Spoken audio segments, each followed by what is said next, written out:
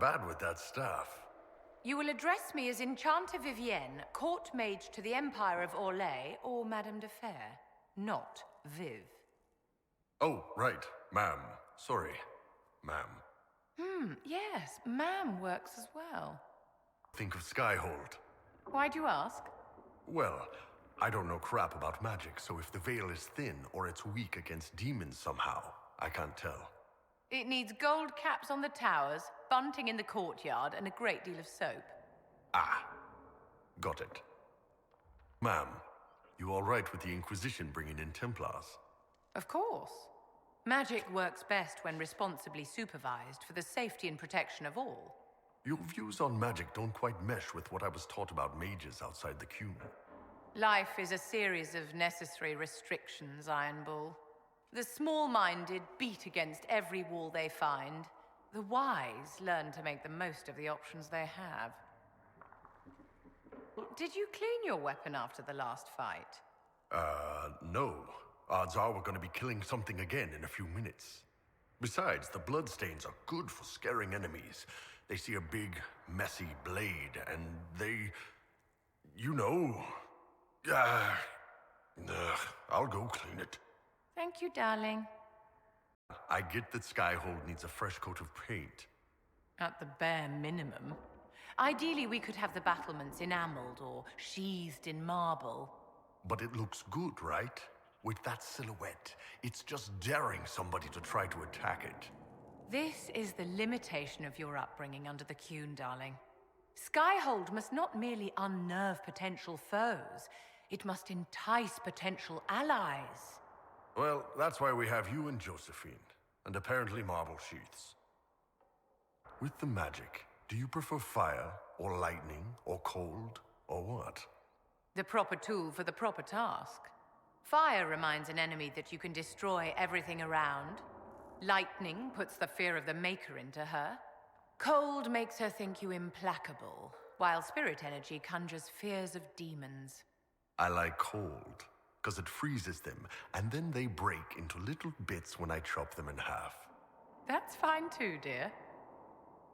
With respect, all that crap at Halamsharal made sense to you? Of course. Florian's motives were unfortunate, but hardly inscrutable. But how does Orlais work with all the nobles screwing each other over like that? I mean, give Corypheus credit. If we hadn't stopped him, he'd have brought down the whole empire. Then it is fortunate that we did stop him. Cerebas, Iron Bull, but I'm curious about your viewpoint. It's sad, mostly. The magic appears late in childhood, just like it does for you folks. Some kids gone years learning to be a baker, or soldier, or builder, and then one day, that's all gone. You sound as though you pity them. Well, yes. In theory, they're no different from anyone else. The Tamasrans and the Ben Hasrath protect everyone from their own mistakes.